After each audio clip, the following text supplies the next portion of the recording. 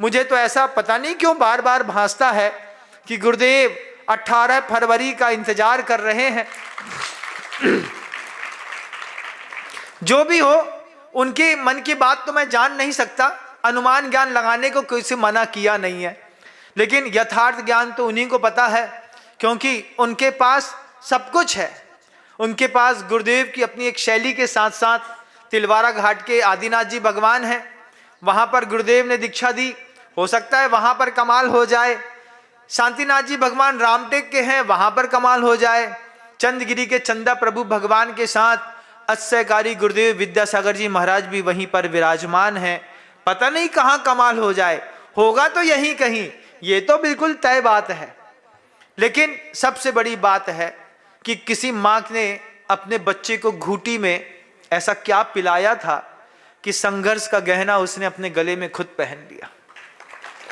मां ने घूंटी में क्या पिलाया था, मां ने दूध देते वक्त क्या भावना भाई थी। बच्चा छोटा सा होता है ना बंधुओं, तो मां बहुत लाड करती है, उसमें भी बेटियों के साथ और होता है। बेटी के साथ जब बेटी गोद में पल रही होती है, बड़ी हो रही होती है, दूध पी रही होती है, पिता अपनी बच्ची को बहुत चाहता है, उम्मीद से ज्यादा। दुनिया में कहीं भी जाता है, कितना भी व्यस्त हो, अगर रास्ते में एक अच्छी सी फ्रॉक टंगी हुई दिख जाती है तो पिता फ्रॉक खरीद लेता है, मेरी बेटी को बहुत अच्छी लगेगी। फ्रॉक समेट करके ले आया, किसी के लिए कुछ लाया ना लाया हो, अपनी बेटी के लिए पिता फ्रॉक खरीद करके लाता है। बड़ी होते हैं, व्यापारी थे, व्यापार करने गए, वहां पे अच्छा सलवार सूट दिखा, सलवार सूट ले चलो। एक अच्छा ब्रासलेट दिखा, ब्रासलेट ले चलो। बच्ची की सिर पर लगाने के लिए छोटे छोटे क्लिप मिलते हैं, पिता भी लेकर के आ जाते हैं, कभी बताते नहीं। धीरे से पत्नी को देकर के कहते हैं, ये टोपी वाली लेकर के आए हैं, उसको लगाना बहुत अच्छी लगेगी। ऐसे पिता अपनी बेटी को लाड़ करता हो, हर उसकी आवाज पर अपने सारे भावों से ऊपर उसके भावों को समझता हो, धीरे धीरे करके उसको बड़ा करता हो। बड़ा करते करते जब वो बेटी एक दिन बोले कि मैं केशलोच करूंगी, जब वो बेटी बोले कि मैं सफेद साड़ी पहनूंगी, वो बेटी बोले कि पैदल विहार करूंगी, जब वो बेटी कहे कि मैं पीछी कमंडल लूंगी, पिता पर क्या गुजरती होगी।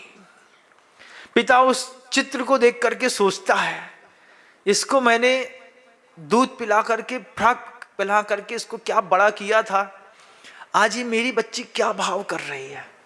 उस वीतरागता के ऊपर उस माता पिता को भी इतना सोचना पड़ता है, क्या घुटी में क्या कब पिला दिया, माँ ने क्या संस्कार दे दिए कि बच्चे मोक्ष मार्ग पर आगे निकल गए।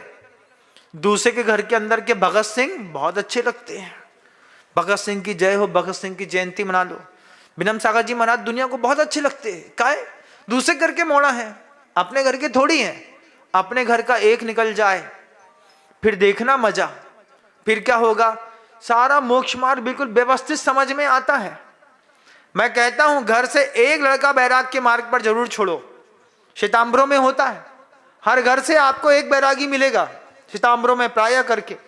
जहां इस तरीके की भावनाएं बलवती होती हैं, वहां तो हर घर में एक साधु बाहर निकलता है, उनकी साधु के प्रति आस्था जबरदस्त रहती है। क्यों, हमारा भी लड़का मोक्ष मार्ग में चल रहा है। फिर आहार कराने का अपना मजा रहता है। मैंने बोला एक बार, घर में छोटा भाई था, उसको कहा ध्यान रखना, तुम्हारे बड़े भाई को कोई बहुत लाड़ के साथ भोजन कराता है, इसका मतलब है जब किसी का भाई तुम्हारे घर में आए उसको भी उतने ही लाड़ के साथ भोजन कराना है, तब जाकर के तुम्हारे भाई को भोजन सही मिलेगा। एक बार समझाया था बस उसको, एक बार, कि जब तुम्हारे भाई को कोई दूसरा बहुत लाड़ के साथ भरपेट देता है, तो जब किसी की भी बहन, किसी की भी बच्ची, जब किसी का भी लड़का, किसी का भी भाई मुनि बनकर के, आर्यिका बनकर के तुम्हारे गांव में आए, तुम्हारी पहली जवाबदारी है कि तुम्हारा भाई आया है, तुम्हारी बहन आई है, इसको अपने भाई के जैसा सम्मान देना है। एक बार सिखाया उसने, हमेशा एक ही बात कही, आपका एक दिन का उपदेश मेरे जीवन का प्राणाधार बन गया। गांव में कोई भी साधु आएगा, सबसे पहले हमारे घर के अंदर चौका लगेगा। क्यों? क्योंकि शिक्षा देने से कमाल होता है। ये कमाल की शिक्षाएं धमाल करती हैं।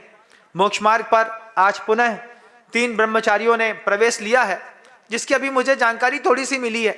हो सकता है शाम होते होते 3, 4, 5 और हो जाएं, क्योंकि गुरुदेव हैं, दाता हैं, उन्हीं से शासन चलता है। कब किस पर मन आ जाए, किसको क्या दे दें।